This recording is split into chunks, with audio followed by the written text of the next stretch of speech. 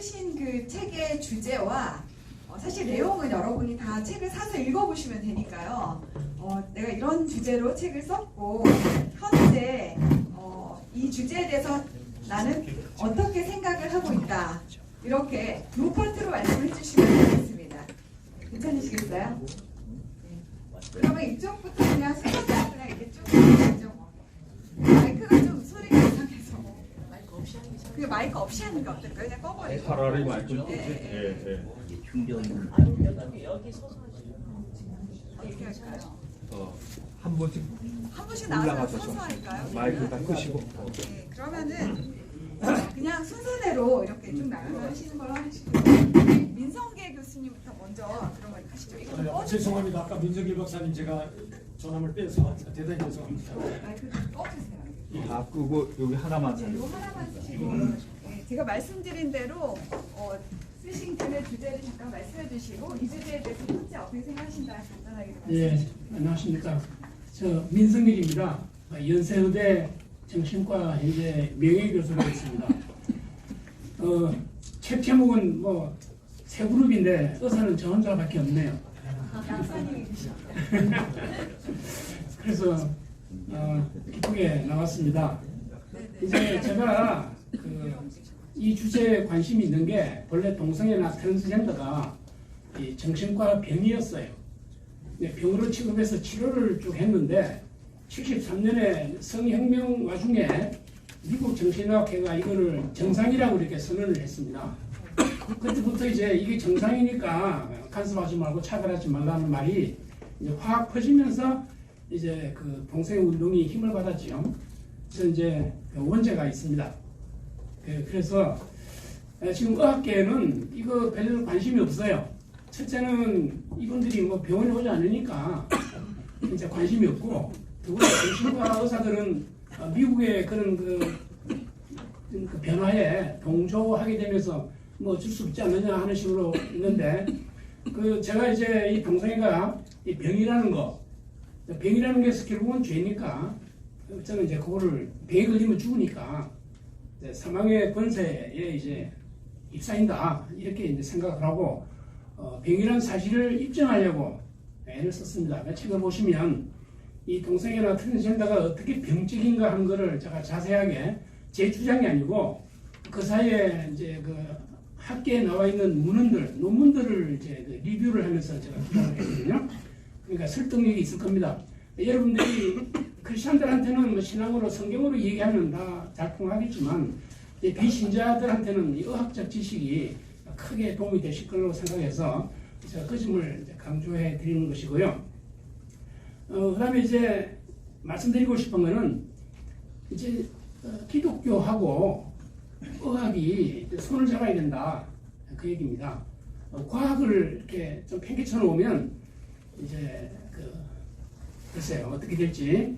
그래서 목사님들께서 교회 가시면 출석하는 의사들 보고 좀 이 일에 나서라. 그리고 이 책을 가지고 공부 좀 하고 좀 더 자료를 보강해서 여러분들이 좀 이 나서 주시오 라고 오다를 내려주시기를 바랍니다. 예. 의사들은 많이 있어요. 개인적으로 물어보면 다 뭐 찬송하는데 발언을 안 하려고 그럽니다. 무섭죠. 아까 우리 설교하신 분도 기자들 겁낸다고 그러셨는데 그게 현재 분위기거든요. 이게 말하자면 이 독재 상황으로 가는 거죠. 전체주의. 그래서 하여튼 교회에 있는 사람들이라도 돌들이라도 뭐 외치게 한다는 말씀이 있듯이 교회에 출석하는 크리스천 의사들이, 과학자들, 생물학자, 유전학자들이 좀 나서서 일을 동참해 주시면 좋겠다는 것을 명령을 내려주시면 대단히 감사하겠다 생각합니다. 네, 감사합니다.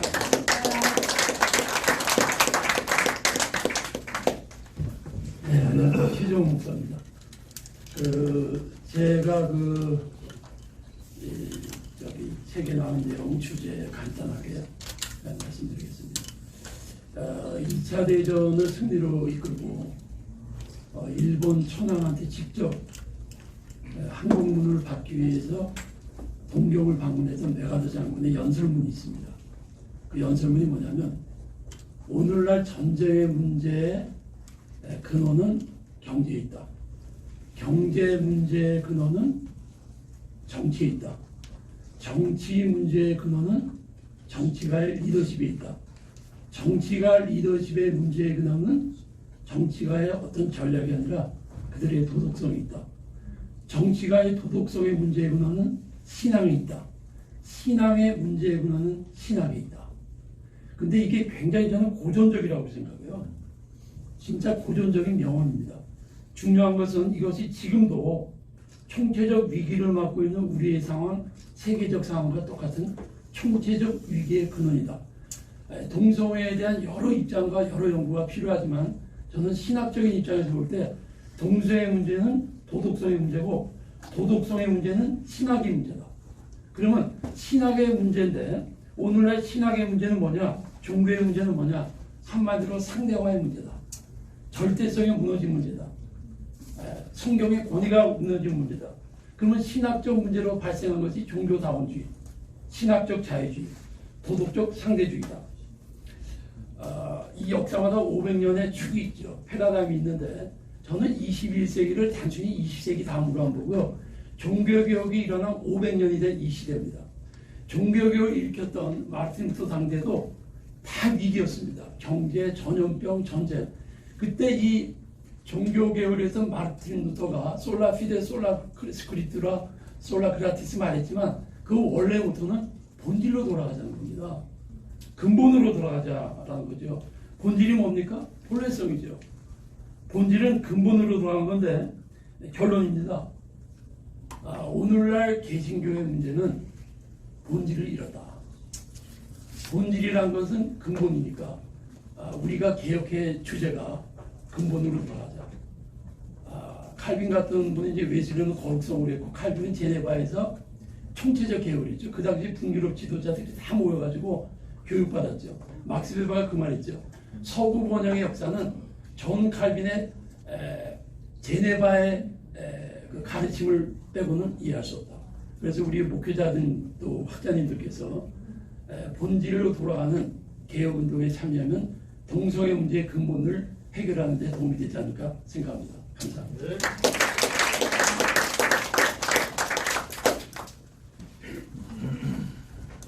네, 안녕하세요. 총신대학교에서 구약을 가르치는 황선우 교수입니다. 제가 이번 책에서 쓴 논문은 구약 성경에 나타난 동성애, 퀴어 신학의 구약 해석 비판입니다. 구약 성경에 이제 동성애 본문을 제가 세보니까 총 11개가 있는데요. 그 11개의 본문을 이제 다 분석을 했고요. 그리고 이제 퀴어 신학에서는 그 본문을 어떻게 해석하는가에 관해서 제가 살펴보고 그 해석을 비판을 했습니다. 그래서 결론적으로는 구약에서는 동성애를 지지하는 본문이 이제 단 하나도 없고요. 제가 지금 시간이 없으니까 한 2개 정도만 조금 퀴어 신학에서 강하게 얘기하는 본문을 좀 소개를 하면 소돔과 고모라의 동성애 잘 알고 계시지 않습니까? 퀴어 신학에서는 소돔과 고모라의 동성애가 문제가 아니라 집단 성폭력을 시도하려는 것이 문제다. 합의하에 갖는 동성애는 문제가 아니라 불량배들이 와서 집단 성폭력을 하려고 했던 것이 문제지 합의하에 갖는 동성애는 문제가 아니다. 이런 식으로 이제 풀어가는데 사실 우리가 성경을 해석할 때 성경으로 성경을 해석하는 그런 이제 고전적인 방법이 사실 이제 가장 좋은 방법이기도 하고 중요한 방법인데요. 구약의 이제 에스겔이나 또 이제 신약의 유다서 같은 데에서는 소돔의 죄에 대해서 분명히 동성애에 대해서 다른 육체를 따라가는 죄에 대해서 분명히 언급을 하고 있습니다. 집단 성폭력 당연히 죄고요. 그리고 이제 소돔의 동성애도 이제 분명히 죄라고 얘기합니다. 그리고 이제 퀴어 신학자들이 아주 또 이제 즐겨서 이제 뽑는 게 뭐냐면 다윗과 요나단입니다. 다윗과 요나단 동성애자이지 않았을까? 하나님의 마음에 합한 사람 다윗이 동성애자였다면 그것보다 동성애를 지지할 수 있는 근거가 어디 있겠는가? 그러니까 이제 사무엘서에 보면 요나단이 이제 길보아 산에서 죽지 않습니까? 그때 이제 다윗이 이제 매우 슬퍼하죠. 그래서 이제 그대가 나를 사랑함이 기이하여 여인의 사랑보다 더하도다. 자, 이런 말을 합니다. 동성애자들이 아주 좋아하는 거예요. 그런데 사실 이제 거기서 보면은 그대가 나를 사랑함이 기이하. 이 사랑이라는 말이 이제 히브리어로 보면 아하브라는 히브리어 동사예요. 그런데 이제 아하브라는 히브리어 동사는요, 우리가 일반적으로 한글의 사랑, 뭐 영어의 love 이런 것까지 아주 포괄적인 것입니다. 예를 들면 아버지가 아들을 사랑한다. 자, 이 말을 들을 때 여러분들이 깜짝 놀라면서 아니 어떻게 아버지가 아들을 사랑해? 이렇게 하는 사람 한 명도 없거든요. 예, 그런 의미의 이제 동사라는 거죠. 아부. 다윗과 요나단의 무정이라는 것인데 이제 그런 것을 이제 많이 왜곡해서 사실은 이제 그런 걸로 이제 지지하는 그런 이제 해석, 퓨어 신학의 해석인데요. 예를 들면 이제 그런 것에 대해서 비판을 가했고, 그래서 사실 이제 뭐 이 그 감거역 또 거룩성 회복을 위한 이 프로젝트에 이렇게 함께할 수 있어서 참 기쁘고, 아까 많은 분들이 얘기했듯이 뭐 저는 충신대 교수고 또 합동 측 또 목사인데요. 이것은 교단을 초월해서 우리가 초교파적으로 이 거룩성을 지키기 위해서 함께 해야 할 귀한 사역이라고 생각하고, 사실 뭐 저도 동서가 한 명 있는데 제 동서는 또 강민규 목사입니다. 그리고 또 이제 뭐 제 아버님이 장로교 장로님이신데 서울로 이사 오기 전에는 또 충청도에서 감리교회를 또 다니셨어요.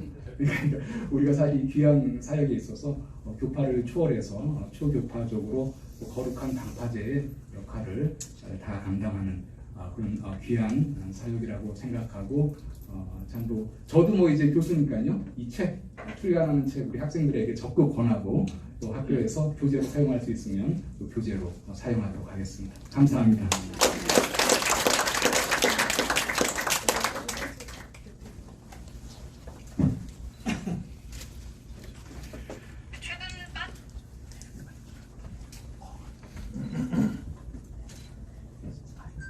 안녕하십니까.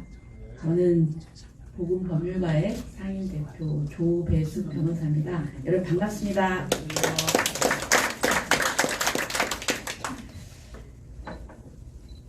그 날짜는 제가 정확하게 기억이 안 나는데 우리 민 목사님께서 이제 초청을 해주셔서 제가 오늘 교회에서 강의를 했었거든요. 근데 이렇게 책으로 나오고 그럴 줄 알았으면 좀 더 신중하게 더 열심히 해서 할 걸 하는 그런 생각도 좀 듭니다.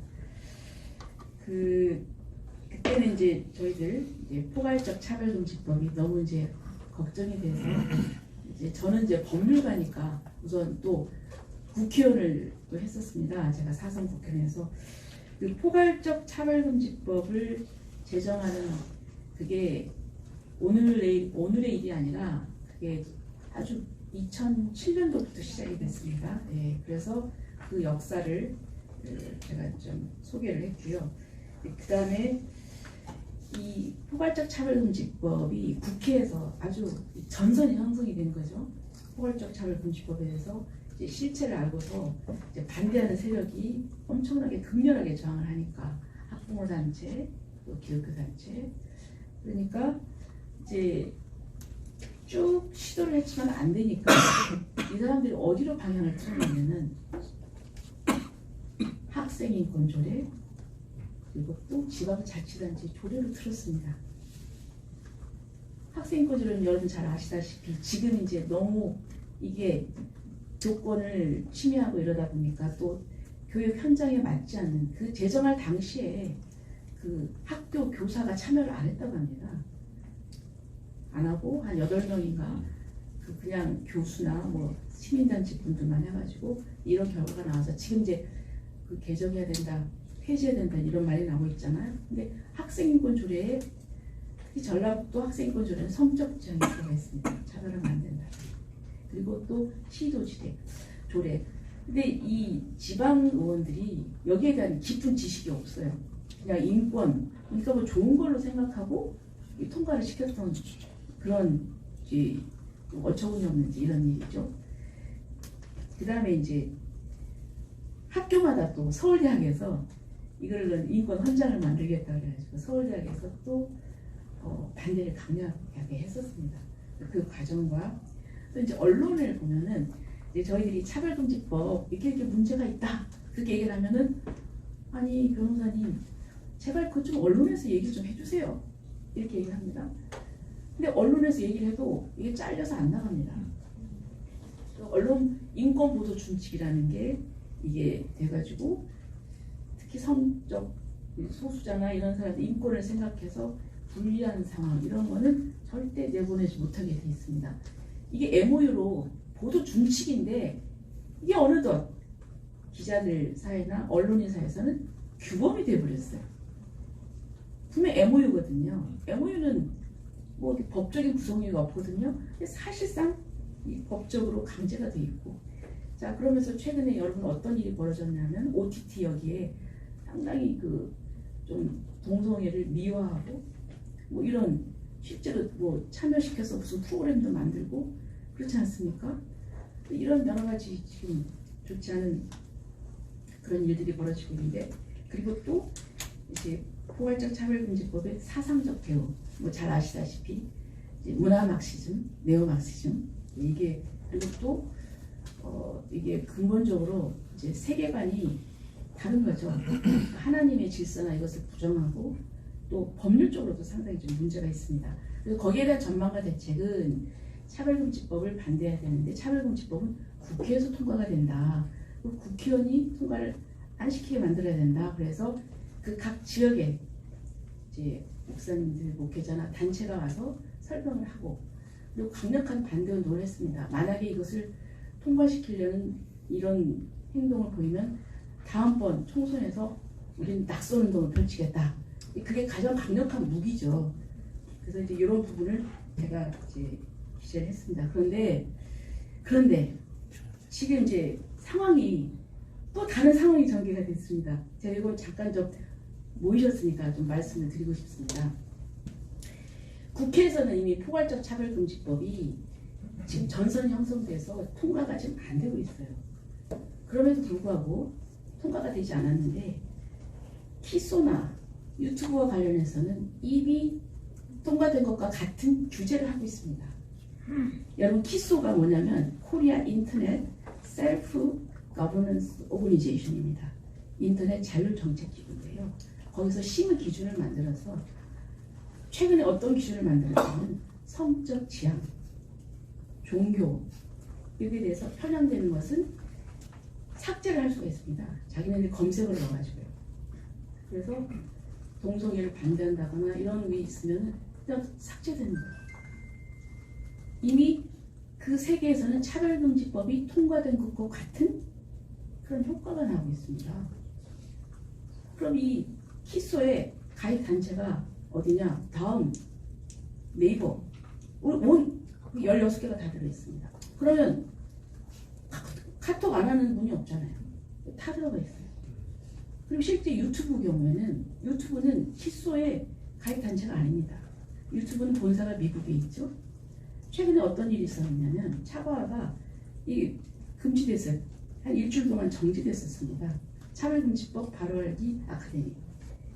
굉장히 이 동성애 부분에 대해서 이걸 성경적으로 반하고 또 사회적인 해악이나 이것을 계속 방송을 하고 있는데 유튜브에서 일주일간 정지했어요.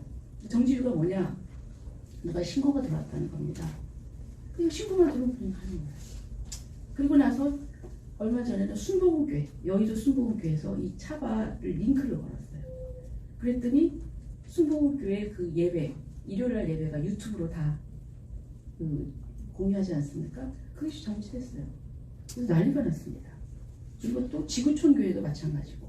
그래서 이미 포괄적 차별금지법 법 형태로서는 국회에서 통과가 안 됐는데 이미 우리 현실에 있어서는 통과된 것과 같은 그런 제재를 당하고 있다. 근데 여기에 대해서 왜 이렇게 교회들이 잠잠한지 모르겠어요. 저는 깜짝 놀랐어요. 그다음에 또 한 가지 법원에서의 판결을 말씀드리고 싶습니다. 지금 이게 상당히 핫한 이슈니까 국회에서는 동성애 이 성별 정정 허가라는 게 있습니다. 성별 정정 허가. 그러니까 남성인데 여성으로 정정 허가되는 경우가 있어요. 과거에는 외과적인 수술을 했을 때 해줬습니다. 지금은요 외과적인 수술이 필요고 꼭 필요사항이 아니다 이렇게 됐어요.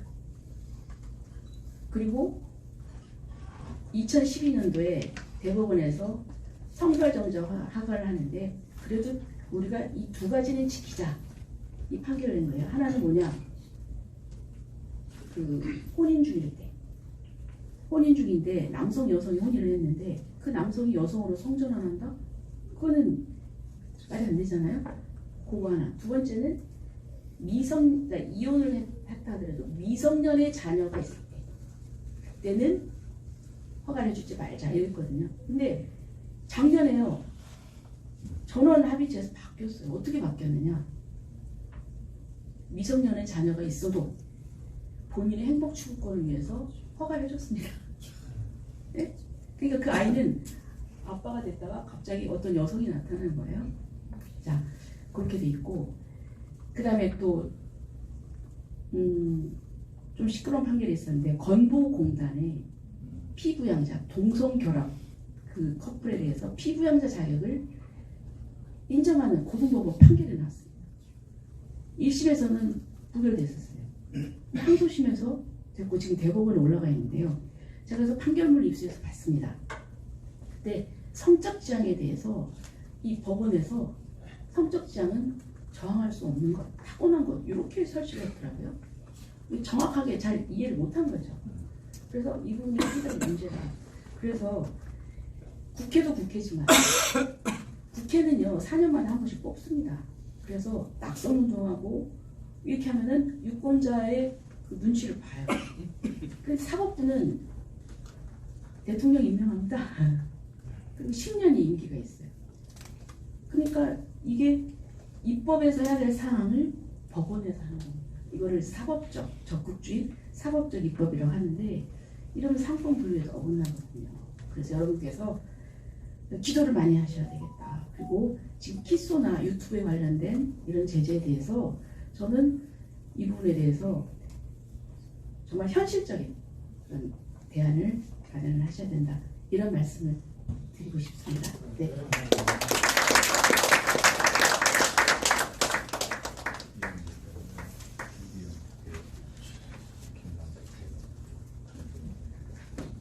안녕하세요. 저는 총신대학에서 신약학을 가르치고 있습니다. 신영우입니다. 이 16편의 구슬을 꿰서 이렇게 좋은 목걸이 또는 방패, 무기를 만들어 주신 수고에 감사드립니다. 어느 목사님 한 분이 대안학교에 열심히 지금 사역을 하고 계신데 졸업생이 대학 가더니 동성애에 찬성하게 됐다. 그래서 어떻게 그렇게 됐나 봤더니 신학책을 보고 그렇게 됐다 하시면서 동성애를 좀 반대하는 좋은 책이 있는지 찾아봤는데 없대요. 그래서 저한테 뭐가 있느냐 해서 그때 일단 제 논문을 이제 드리고 좀 기다리시면 책이 지금 나올 텐데 죄송합니다 했는데 지금 나왔어요. 너무 기쁩니다. 저는 이 동성애 그 반대 강의를 신약학 분야에서 부탁을 받고 제가 이제 세계에서 나온 논문들을 쭉 모아가지고 깜짝 놀란 게 신약 학자들이 쓴 것을 다 모아서 분석을 해보면 동성애가 신약에서 죄로 규정하고 있고 잘못됐다고 명확히 얘기한다는 쪽이 압도적으로 우월한데 알려져 있는 거는 동성애를 찬성하는 사람들의 글들만 알려져 있는 거예요. 그래서 신학자들의 그 글들이 공정하게 소개되고 있지 않구나 라는 것을 느꼈고 이번 논문에서 저는 그 백부장, 로마 백부장이 보험서에 나오는데 사람들이 제가 로마 백부장이라고 해도 속을 정도로 그렇게 알려져 있어요. 사실은 가버나움에 있는 이 백부장은 헤롯 백부장일 것이고 그렇다면 가정을 이루고 살고 있는 그런 동성애자가 아닐 가능성이 훨씬 높습니다. 그런데 무조건 로마 백부장이니까 혼자 와 있고 하인하고 지금 동성애가 안 된다 이렇게 알려져 있는 것만도 이게 소개가 안 되고 있는 것이죠. 그런 부분을 지적했고 로마서의 오늘 설교 본문과 관련된 그 부분에서 또 장신대에서도 다뤘다고 한 그게 이제 원어를 보면 학자들이 이미 연구해서 많은 헬란 문헌에 영리라고 돼 있는 파라피신 이건 동성애를 가리킨다는 게 명확하게 드러났습니다. 그런데도 그게 동성애 구절이 관련 구절이 아니다라고 억지를 부리는 사람들의 말이 이제 퍼지고 있죠. 그런 부분에서 제가 연구한 부분들을 논문에 담았습니다. 이 책이 더 많이 읽히고 성경 못지않게 많이 성경도 많이 읽고 이 책도 많이 읽으면서 동성애가 뭐라는 건지 잘 알게 되는 좀 대중화되는 그런 시대가 왔으면 좋겠습니다. 고맙습니다.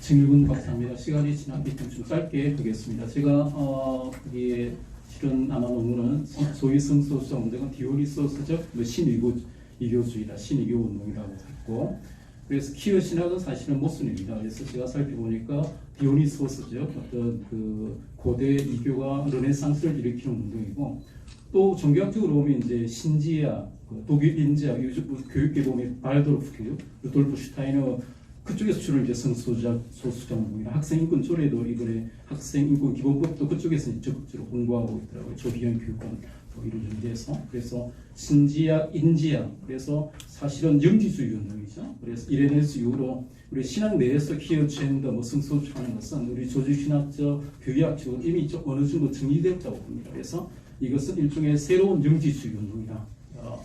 그래서 우리 신학 내에서 논쟁할 시대는 지났다고 생각하고, 그래서 좀 더 우리 교회적인 에너지는 크지만은 우리가 지금 언론 환경이나 저도 지금 블로그 유튜브 다 하고 있는데 블로그에서도 지금 아마 이제 신고를 하는가 봐요. 조금 제 블로그도 이렇게 그런 걸 좀 몇 번 경험했는데 우리 전체 생태계나 어떤 그 진영으로 따지면 우리 학계나 교육계나 출판계나 언론계나 블로그만 보세요. 아직 약합니다. 기도회는 많이 하는데, 그래서 우리가 앞으로 운동의 방향으로 하려면 훨씬 더 기초연구보다 더 세련되고 중요하고, 기초연구에서 강한 그쪽으로 가야 고발을 해도 빨리 풀리고 이렇지. 그냥 너무 그동안 해왔던 그런 식으로 해서는 조금 힘이 약할 것이다. 그래서 우리가 조직화되고 더 아카데믹 운동을 활성화시켜야 그렇게 이루어졌다고 적절하게 대응해 나갈 수 있다고 생각합니다. 그래서 그나마 주님의 은혜로 우리 EBS 주디스 보틀 방송도 저를 포함해서 많은 분들이 연대해 주셔서 잘 막아냈고, 이번에 경희대학교에서 올 6월에 아마 비교문화연구소에서 한국 최초로 주디스 보틀로 성소수자 운동의 젠더 퀴어, 급진 페미니즘의 여신과 같은 존재죠. 초청해가지고 이제 다 이런 것들이 탑다운 방식으로 국가 권력이나 교육 권력을 통해서 국가주의적 방식으로 사실 내려오는 겁니다. 그래서 여기에 대해서 우리가 그냥 교회적으로만 대응하는 것은 좀 미약하고, 그것에 맞설 수 있는 어떤 우리의 논리나 그런 우리의 네트워크가 필요하다고 생각합니다. 지금은 이제 9월로 연기되었는데요. 혹시 올 수도 있을지 모르겠습니다. 온다면 또 저희가 지금 조직되어 있는데요. 조금 그래서 저희들은 좀 전문가적인 영역에서 논문을 발표하고 블로그나 유튜브를 통해서 공론화시키고, 또 교회 선에서는 조금 더 대중화시켜 주시고, 그래서 대중화 운동과 기초연구 함께 트랙으로 같이 그렇게 대결해야 이런 국가 권력이나 교육 권력이나 언론 권력을 통해서 이렇게 내려오는 탑다운 방식으로 내려오는 운동에 대해서 우리가 교회가 정당하게 저항할 수 있다고 생각합니다. 이상입니다. 감사합니다. 네, 오늘 보신 분들 한 말씀씩 다 들었고, 제가 마지막으로 그냥 저도 한 말씀만 드리겠습니다. 그 호세아서 말씀 중에 내 백성이 지식이 없어 망하는도다, 이렇게 하나님께서 한탄하시는 장면이 나오시잖아요. 그런 걸 볼 때마다 우리가 너무 몰라서 그동안 이런 식으로 이제 그냥 당해 왔지만, 이제부터라도 학계든 어디든 간에 하나님을 아는 지식을 우리가 더 정말 사모하고 더 깊이 연구해서 모든 것을 막아냈으면 좋겠다, 이런 생각이 들고요. 마지막으로 이제 목사님들께는 제가 어느 분한테 들었는지는 기억이 잘 안 나는데, 공산주의자들이 가장 부러워하는 직업이 목사님이래요. 왜냐하면 이분들은 선정성동 프로파간다를 해야 되는데, 목사님은 합법적으로 일주일에 한 번씩 강단을 써가지고 세뇌시킬 수 있는 권한을 갖고 있다는 거예요. 그래서 그 권한을 정말 귀히 여기셔가지고 하나님 앞에 잘 쓰임받는 그런 목사님들 다 되시기를 진심으로 축복드립니다. 감사합니다. 아주 중요한 걸 빼뜨려 먹어서 제가 흥분했는데 특히 동성애는 유전이 아닙니다. 테러지즘도 그렇고요. 이건 저 책에 자세하게 설명했는데 유전 아닙니다. 타고나는 게 아닙니다. 지금 그 정상화 뭐 차별금지 모든 기초가 타고나는데 어떡하느냐 이거 논리예요. 그게 기초에 있습니다. 그래서 이걸 제가 그 강조하고 싶은데 그 책에 그 자료가 잘 정비되어 있으니까 확신을 가지시기 바랍니다. 박사님들이 동성애 얘기하면 그거 타고나는 거 아니야? 이러고 하면서 저한테도 그러시더라고요. 예, 그걸 꼭 명심해 주시면 감사하겠습니다. 변호사님에게 한 가지 질문, 건의를 아니 건의가 아까 이제 국회의원들은 표하고 연결이 되던 게 막을 수 있는데 네. 법률적인 거는 네, 못 사법부의 막잖아요. 그거를 목사님들한테 대책을 세워라 그러셨는데 목사님들이 대책 못 세웁니다. 그러니까 변호사님이 보건 변호사에서 대책할 수 있는 자료를 만들어서 목회자들에게 주시면 우리가 그 대책을 진행을 할 수 있는데 대책할 수 있는 방법을 만들어 주세요. 아 예. 그러니까 이제 국회는 저희들이 그 팀을 짜가지고 그 굉장히 노력을 많이 해서 많이 좀 이해도 시키고 막아내고 있거든요. 근데 이제 사법부는 참 만나기도 힘들어요. 그러니까 그 사법부를 목사님들이 막을 수 있는 논문이나 자료나 대응책을 주시면 우리가 할 수 있는데 네. 대응책 우리 보고 세우라 그러면 아니 세우라는 게 아니라 기도해 주셔야 된다. 기도는 그래가지고 그다음에 그 목회자 그 교회 다니시는 또 판사들이 있거든요. 그 변호사나 법조인들이 있거든요. 그 눈여겨 보시고 계속 그걸 교육을 좀 시키셔야 될 것 같아요. 저도 앞에 앉아서 1분만 얘기할게요.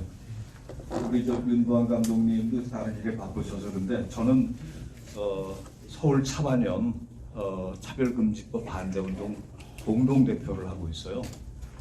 이제 온누리교회에서 이재훈 목사가 공동대표고 저도 공동대표고 성결교회 한기채 목사는 공동대표인데 이제 대전 쪽에서는 오종호 목사가 이제 뭐 전국 방파제 뭐 이런 거 운동하고 있고 그런데 하여튼 지금 기소 문제도 한국 인터넷 자율 협의회 이런 문제도 이건 모르는 사이에 그냥 확 퍼졌잖아요.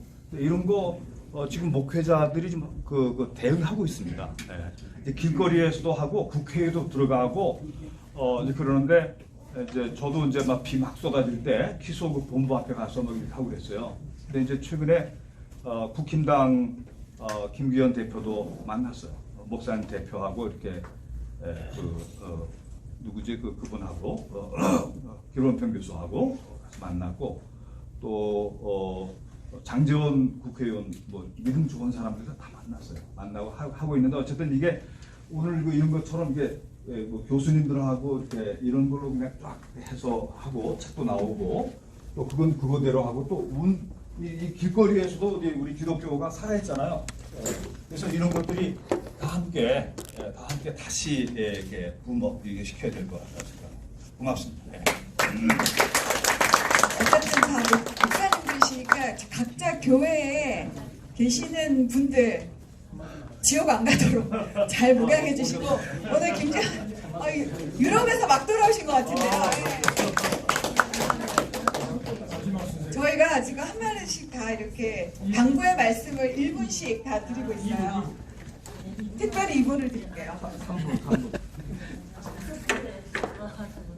네, 반갑습니다. 이 동성애 문제는 반드시 교육계에서 다루어져야 되고 특히 공교육에서는 교육되어져야 됩니다. 공교육에서 현재 성매매나 성폭력, 성희롱 예방 교육이 법적인 의무 교육입니다. 이걸 어기면 지자체에서 500만 원 이상의 벌금을 막 때립니다. 그러니까 5인 이상 사업장에서는 모두 이 교육을 하고 있어요. 사이버로 듣든 강사를 불러서 듣든 사회적인 문제가 되고 있기 때문에 그렇죠. 특히 성매매는 예방법이 만들어져 있고 강제법이 만들어져 있어도 예방 교육을 또 하고 있어요. 근데 지금 10대들이 동성애로 말미암아 굉장히 혼란을 겪고 있고 직접적인 질병과도 관련이 있습니다. 우리나라 10대 후반 에이즈의 92.9%가 동성애로 걸립니다. 이게 국가 통계거든요. 고3인데 에이즈에 걸렸어. 왜 걸렸냐 했을 때 92.9%가 동성간 성인으로 걸렸다고 말했습니다. 7.1%만 이성간 성관계를 없다고 했어요. 근데 이게 사실은 고등학생들의 얘기지만 일반 어른들에게도 적용할 수 있는 비율입니다. 아이들이 솔직하기 때문에 그래요. 그래서 동성애 문제점을 다루고 싶어서 다루면 성교육 현실에서는 학생인권 조례를 위반하는 교육이라며 입을 다물게 합니다. 제가 그래서 학교나 교육청 강의를 제가 들어가고 있는 사람이거든요. 어떻게 동성애 예방 강의를 하냐면 돌려치기로 해야지 됩니다. 동성 성매매의 문제점, 동성 성폭력의 문제점. 왜냐면은 성폭력 성매매 예방 교육은 합법이니까. 근데 동성애를 반대하면 안 되니까 동성 성폭력의 문제점은 이성 간의 성폭력보다 더 많은 질병과 관련이 있다. 이런 식으로 돌려 얘기할 수밖에 없어요. 그리고 동성 성매매의 경우에도 일반 성매매와 달리 배설기관이나 여러 군데 병을 유발한다. 이게 돌려서 얘기할 수밖에 없는 상황이거든요. 왜 그렇게 해야 되는지 잘 모르겠어요. 제가 그래서 직접적으로 저는 교육에 대해서 글을 남겼는데요. 지금 10대 청소년들이 많은 경우에 성적 일탈을 하는 경우에 긍지 체계가 훼손이 되고 자살감에 시달리게 됩니다. 헤이티지 재단이 발표한 바에 따르면 10대 때부터 동성이든 이성이든 말이에요. 동성과든 이성과든 성관계를 경험한 아이들은 자살률이 높아지고 그다음에 이제 저항력, 그다음에 빈곤율, 그리고 성병에 걸릴 확률이 높아지고요. 무엇보다도 메리탈 스타빌리티, 결혼 안정도가 굉장히 낮아집니다. 그래서 10대 때부터 동성이든 이성이든 콘돔만 잘 쓰고 성관계 하는 것은 괜찮다라는 식의 지금의 학교 성교육은 굉장히 문제가 있어요. 이렇게 교육받은 아이들은 정말로 망하는 인생으로 가는 겁니다.